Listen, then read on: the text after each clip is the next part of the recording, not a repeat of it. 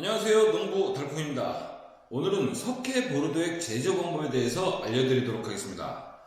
많은 분들이 유튜브 동영상 하면 제가 밭에 나가서 황선동이랑 막 물이랑 막 섞고 또 석회랑 물하고 막 섞고 그래가지고 이 나무나 아니면 뭐 드릴에다 교방기를 꽂아가지고 이거 갖다 막 녹이고 짓고 막 그러면서 물이 막 색깔이 파랗게 되고 이러는 것들을 주로 많이 원하시는 것 같은데요.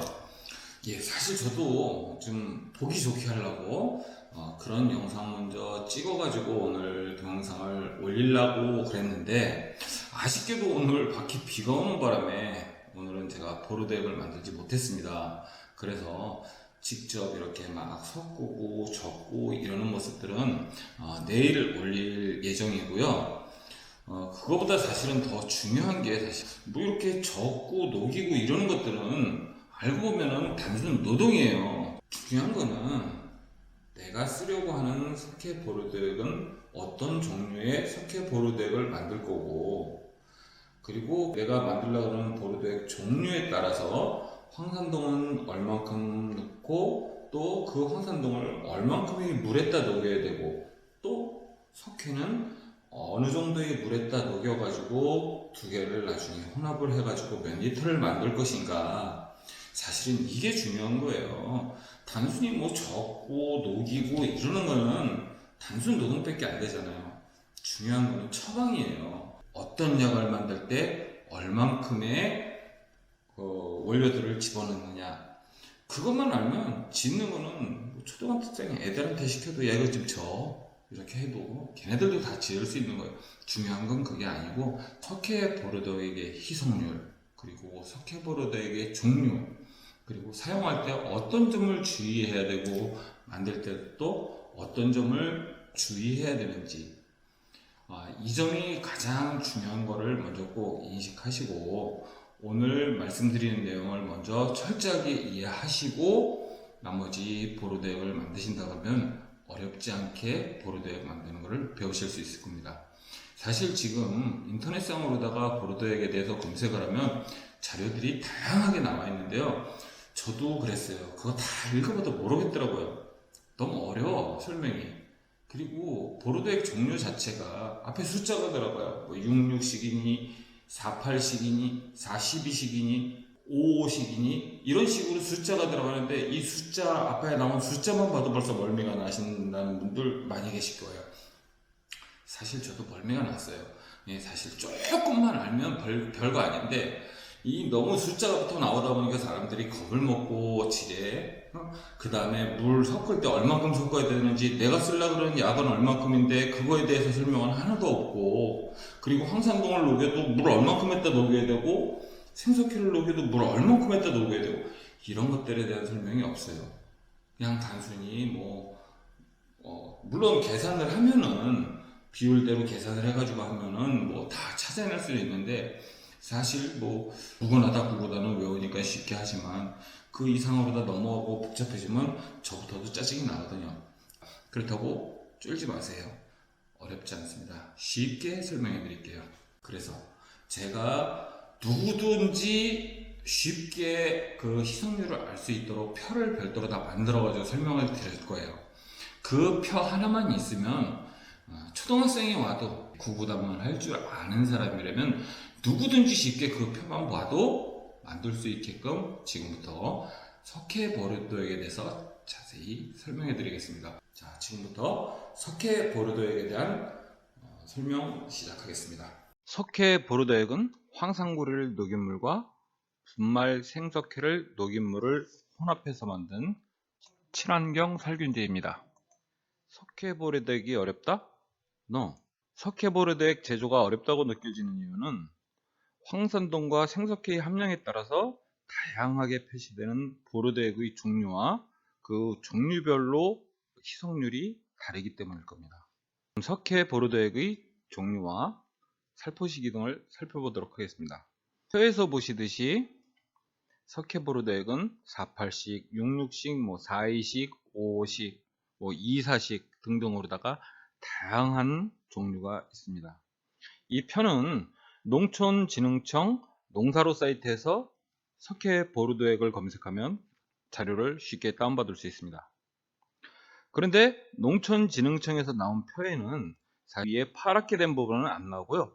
이 아랫부분들만 나와 있습니다. 이 위에 거는 자료에는 없어요.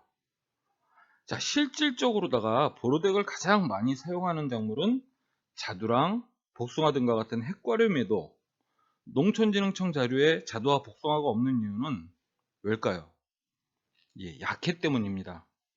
약해의 우려가 있기 때문에 농촌진흥청에서는 자두와 복숭아에 대한 석회보르도액의 종류와 살포시기 등에 대해서는 언급을 안 했던 겁니다. 자, 사용시기를 한번 살펴보면 자두와 복숭아를 제외한 나머지 작물들은 사용시기가 7월, 6월, 그다음에 뭐 3월, 8월, 5월 이런 식으로다가 생육기에 살포를 하는 거로 되어 있지만 유독 자두와 복숭아만큼은 생육이 시작되기 직전인 개화 직전 그리고 낙엽 직전 또는 낙엽 직후로 되어 있습니다. 이렇게 핵과류의 석회보르도액 살포 시기는 생육기를 피해서 하는 이유가 바로 약해 우려 때문입니다. 이렇게 보르도액의 종류는 다양하지만 모든 작물에 다 쓸 게 아니면 이 많은 보르도액의 종류를 다 외울 필요 없어요. 내가 재배할 작목의 보르도액 종류만 알면 되는 거예요. 저 같은 경우는 다른 거 잘 알라고도 하지 않고 필요하면 여기 찾아봐요. 그냥 저는 그냥 다마두에서 사용하는 석회 보르도액은 어떤 거를 사용한다라는 정도만 저는 외우고 있어요. 만약에 다른 작물에 쓸 거면 이 표 다운받아 가지고 농진청에서 아무나 받을 수 있으니까 필요할 때 찾아보면 됩니다. 자, 그러면 석회 보르도액 종류가 다양하다고 해서 어려울 필요 없는 거죠. 자, 그럼 다음으로 문제되는 게 석회보르도액의 사실은 희석률인데요. 그건 걱정하지 마세요. 석회보르도액이 어렵다는 생각은 잠시 후 제가 완전히 박살내 드리겠습니다. 석회보르도액이 그러면 어디에 좋길래 많은 과수농가에서는 사용을 할까요? 석회보르도액은 자두나 복숭아와 같은 핵가루에서는 세균성 구멍병의 효과가 탁월하다고 되어 있고요. 그 다음 다른 작물은 녹균병, 탄저병, 전문이병, 불마름병 등에도 예방 효과가 좋다고 합니다. 실질적으로 제가 이 보르도액 원료를 구입하는 게 과수에 대한 다양한 원료를 많이 판매하는 원예농협보다는 인삼농협에서 더 싸게 쉽게 구입을 합니다. 그만큼 오히려 과수농가보다 인삼농가들이 더 많이 사용을 하고 있기 때문이죠. 석회보르도액이 핵거리에서는 세균성 구멍병의 예방 효과에 탁월한 효과를 나타냅니다. 각 작물별 효능, 어떤 병에 석회보르도액이 쓰이는지는 이 표를 보시면 쉽게 알 수 있을 겁니다. 세균성 구멍병은 자두에서는 잉크병이라고 부르고 복숭아에서는 천공병이라고 부르고 매실에서는 말세균성 구멍병이라고 그러는데 다 똑같은 병을 부르기만 이렇게 조금 다르게 부를 뿐입니다. 그럼 석회보르도액만 사용하면 세균성 구멍병의 걱정은 안 해도 되느냐? 그렇지 않습니다. 만병통치약이란 건 없는 거예요. 만병통치약이 있으면 농약회사들 다 망하죠. 석회보르도액을 쓴다고 해서 임급병은 이제 더 이상 걱정 안 해도 된다 하고, 아니면 또 교미gyó련제를 쓴다고 해서 앞으로 나 복숭아 순나방, 복숭아 심식나방은 걱정 안 해도 돼, 그런다고 하면 그건 농사 망합니다. 석회보르도액은 낙엽기나 개화 직전에만 사용을 하는 거고요. 그 다음에 생육기나 다발생기, 구멍병이 많이 발생하는 시기에는 그때는 석회보르도액 못 써요. 그때는 살균제, 그리고 정 친환경으로 하고 싶다 그러면 아연보르도액을 같이 겸해서 살균제와 보르도액을 같이 혼합해서 사용해야 되는 거지, 적을 때 석회보르도액 하나만 사용했다고 해서 이제 뭐 임급병 걱정 끝? 절대 그렇지 않습니다. 그리고 제가 교미gyó련제에 대해서도 말씀을 드렸더니 이었었더니 안 되더라. 교미gyó련제만 의지하면 절대 안 돼요. 교미gyó련제하고 분명히 살충제를 병행하셔야지 효과가 훨씬 더 커져서 시너지 효과가 나오는 거지, 절대 교미gyó련제랑 석회보르도액만 가지고 뭐 충해 걱정 끝, 뭐 병해 걱정 끝 이런다 그러면 농약해서 망하죠. 또 자두와 복숭아는 다른 작물과 달리 개화기와 낙엽기에 사용되는 보르도액의 종류가 다릅니다. 낙엽기 중에도 낙엽 직전과 또 낙엽 후가 또 달라요. 낙엽 전에는 4, 12식을 쓰고 낙엽 후에는 4, 8식을 씁니다. 자, 그러면 왜 이렇게 종류를 다르게 쓸까요? 이유는 이 앞에 있는 석회 보르도액의 앞에 있는 숫자가 의미가 있기 때문이에요. 그 중에서 앞에 있는 숫자는 물 1리터당 들어가는 황산동의 양을 g으로 표시한 거고, 그리고 뒤에 있는 숫자는 물 1리터당 들어가는 생석회의 양을 의미하는 겁니다. 4,8식이다. 그러면 물 1리터에 황산동은 4g이 들어가는 거고 분말 생석회는 8g이 들어가는 거예요. 자, 이걸 왜 달리 할까요? 필요에 따라 어느 시기에는 황산동을 좀 세게 넣어야 되고 어느 시기에는 분말 생석회를 좀 더 많이 넣어야 되기 때문에 그런 거예요. 왜? 다발병기, 개화기를 직전에서는 발생률이 더 높기 때문에 예방차원을 조금 더 센 약을 써가지고 황산동 함유량이 조금 더 많은 6,6식을 쓰는 거고, 그 낙엽기에는 약해의 우려 때문에 4,8식 내지 4,11식을 쓰는 거예요. 그 중에서도 자 다시 한번 뒤로 돌려가지고 낙엽 전에 4,12식을 쓰고 낙엽 후에 4,8식을 쓰는 이유는 낙엽 전에는 이파리가 남아 있는 시기잖아요. 이 시기에는 약해의 우려가 더 높기 때문에 생석회의 함량을 더 높여서 생석회의 함량을 더 높은 4,12식으로 다 써야 되는 거예요. 생석회 함량이 높다라는 거는 뭐냐면 생석회가 하는 일이 약해를 경감시키는 그런 역할을 하기 때문에 낙엽이 지기 전인 이파리가 달려있는 시기에는 생석회가 조금 더 많이 들어있는 4,12식을 쓰는 거고, 낙엽이 다 떨어지고 난 이후에는 약해 우려가 그만큼 더 경들기 때문에 분말 생석회의 양이 조금은 더 적은 4,8식을 쓰는 겁니다. 자, 그럼 지금부터 본격적으로 석회 보르도액 제조 방법을 예를 들어서 보여드리도록 하겠습니다. 만약에 4,8식 석회 보르도액 300리터를 만들려면 황산동은 얼마를 넣어야 되고 생석회는 얼마를 넣어야 될까요? 자, 4,8식이기 때문에 황산동은 4 곱하기 300리터, 그래서 4, 3, 12, 1200g을 넣는 거고, 생석회는 8 곱하기 300리터, 8, 3, 24, 2400g을 넣는 거죠. 쉽죠? 예, 여기까지는 누구나 쉽게 계산해요. 그러면 4,8식 석회보드로덱을 만들 때 물 300리터에다가 황산동 1200g을 넣고 분말 생석회 2400g을 넣으면 되느냐? 예, 그렇게 넣으면 안 됩니다. 이렇게 넣으면 문제가 있어요. 문제가 뭐냐? 두 용액을 바로 섞어버리면 약효가 없어요. 농진청 자료에도 나와 있듯이 각각의 용액을 별도로 만들어서 한 2, 3일 정도 식힌 다음에 섞어야 됩니다. 네, 농진청에는 2, 3일 정도라고 하는데 실질적으로 저는 뭐 2, 3일까지 안 걸리고 하루, 기껏해야 이틀 정도만 식혀도 원합해도 상관은 없습니다. 여름에 하는 게 아니고 주로 이렇게 날씨 쌀쌀할 때 하기 때문에 하루 정도만 있어도 다 식더라고요. 그래서 최소한 만두 용액을 별도로 다 만들어 놓은 다음에 하루 정도 지나서 혼합을 해야지, 그냥 300리터짜리 물에다가 바로 그냥 황산동 1200g, 분말 생석회 2400g 딱 넣어가지고 저으면 끝! 이러면 세상 쉽죠? 이렇지 않습니다. 이러면 안 되는 겁니다. 자, 석회보르덱을 제조할 때는 각각 황산구리액을 별도로다가 희석을 하고 그리고 생석회수를 별도로 다 만들어야 되는데, 여기서 문제가 뭐냐면요, 두 용액을 별도로 다 만들 때 과연 물을 몇 리터를 넣느냐가 문제예요. 300리터인데 반반씩 나눠서 200g을 요거 300리터의 반인 150리터에다가 황산동 섞고 그 다음에 나머지 150리터에다는 생석회 섞으면 될까요? 그렇지 않아요. 이거에 대한 대답이 인터넷에 나왔더라고요. 황산동과 석회수의 비율은 8대입니다. 이거는 아마 공개된 데가 거진 별로 없을 거예요. 황산동은 8, 생석회는 2, 8대2의 비율로 할 때 그럼 황산동을 희석할 물은 몇 리터가 돼야 될까요? 여기서 계산하려니까 조금씩 머리에 쥐나기 시작하죠? 예. 자, 더 이상 계산하지 마세요. 제가 쉽게 알려드리겠습니다.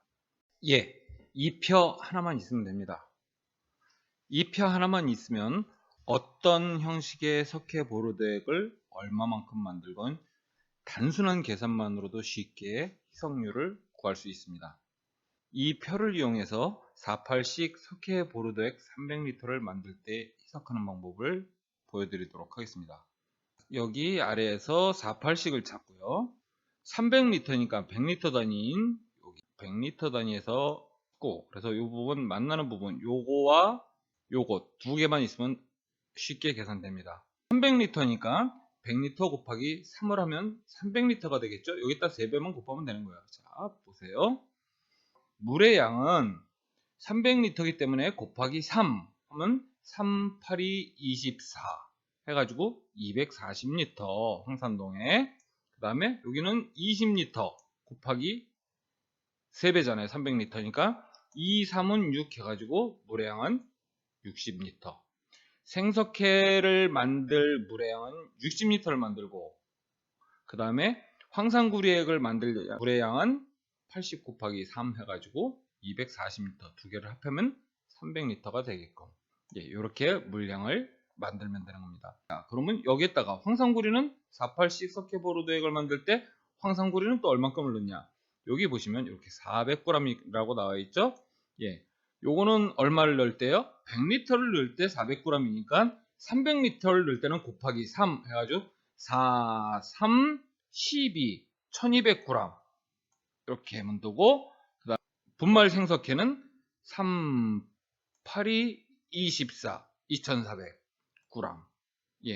요 1200g을 물 240리터에다 혼합을 해가지고 황산동 액을 만들고, 그 다음에 물 60리터에다 분말 생석회 2400g, 2.4kg를 혼합해서 60리터짜리 생석회수를 만들고, 이렇게 각각의 황산동액과 생석회 수를 만든 다음에 하루나 이틀 정도 지난 후에 두 개를 혼합하면 석회보르도액이 되는 겁니다. 쉽죠? 이 표만 있으면 어떤 석회보르도액 어떤 형식을 만들더라도 이와 같은 방식으로 하면 돼요. 자, 표 이해하셨죠? 석회보르도액을 제조할 때 물은 얼만큼? 240리터. 이따가 황산동 1200g을 넣는 거고, 물 60리터에다가 분말 생석회 2400g을 넣는다고 그랬습니다. 자, 그러면 어떻게 돼요? 이걸 넣으니까 물 240리터가 황산동액 240리터가 됐죠. 그 다음에 물 60리터는 분말 생석회를 혼합함으로써 생석회액 60리터가 된 겁니다. 그래서 황산동액, 즉 이 동자는 구리동자라 제가 가끔은 어떨 때는 동이라고 얘기하고 어떨 때는 구리라고 그래요. 그러니까 저도 모르게 이렇게 튀어나오니까 이 부분을 이해하세요. 이 동자는 구리동자입니다. 그래서 황산동이라고 그러나 황산구리라고 그러나 똑같은 말이에요. 자, 이렇게 해서 황산동액 240리터를 별도로 만들고 생석회액 60리터를 별도로 다 만들면 된다. 자, 그런 다음에 두 개를 혼합하면 되는데요. 자, 이렇게 혼합을 할 때 여기다가 생석회액을 여기다 이렇게 보면 이렇게 하면 됐겠죠? 아니요, 안 됩니다. 절대 이렇게 하시면 안 돼요. 자, 이게 주의사항이에요. 만들 때 나중에 이틀 지나고 나서 다 식은 다음에 불 때 생석회액을 갖다가 이게 양이 적다 보니까 보통은 조금 있는 물을 많은 것다 섞기가 편하다 보니까 이걸 갖다 이렇게 붓는 수가 있는데, 이렇게 되면 안 됩니다. 이렇게 되면 약해 우려가 남습니다. 그리고 이렇게 넣지 말고 절대로다가 황산동액을 생석회액에다가 희석해야 된다. 이쪽에다가 자, 양이 뭐 적을 때는 바가지나 아니면 대야 같은 거로다 퍼서 이쪽 생석회액 쪽으로 넣으면서 여기를 저어주면 되는 거고, 양이 좀 많다 그러면 뭐 양동이 같은 거 갖다 퍼가지고 생석회 있는 데다가 황산동액을 부으면서 희석을 시켜주는 겁니다. 분명히 황산동액을 가지고 생석회액에다 넣어야지 생석회액을 가지고 황산동에다 넣으면 절대로 안 된다는 거 꼭 주의하셔야 될 점입니다. 이런 식으로다가 요게 맞는 겁니다. 이거는 틀린 겁니다. 만 주의하시면 석회보르도액 제조는 끝났습니다. 자, 그런데 제가 주말 농장에 가서 주말에 가서 약을 쓰기 위해서 약을 집에서 미리 만들어 놓고 싶어요. 그래서 석회보르도액을 가져가야 되는데 300리터 약액을 만들면 이걸 어떻게 가져갑니까? 이 많은 양을. 이게 300리터면 꽤 무겁거든요. 이게 문제가 되죠. 300리터를 도대체 주말에 이걸 어떻게 가져가느냐. 이거 만들러 따로 가고 이렇게 되느냐, 이런 문제가 발생을 하고, 또 한 가지, 대량으로 치시는 분들도 이 약통이 여러 개 있지는 않아요. 통이 겨우 2개뿐인데, 예를 들어서 약을 보통 약통 하면 500 내지 600리터 들어가는 통들이 보통 많거든요. 그 커다란 양동이처럼 된 고무통이. 자, 거기다가 약을 예를 들어서 내가 2000리터, 뭐 3000리터를 하려고 그러면 통이 2개뿐인데 도대체 이걸 어떻게 만드냐? 통을 더 사야 되느냐? 이런 문제가 발생할 수 있죠? 예, 그래서 제가 다른 방법을 찾았습니다. 여기서 보시면 저는 이 부분만 봤었고, 여기서도 이 부분만 봤었잖아요. 근데 제가 여기 보면 이렇게 원액 플러스 물이라고 해놨어요. 원액 플러스 물.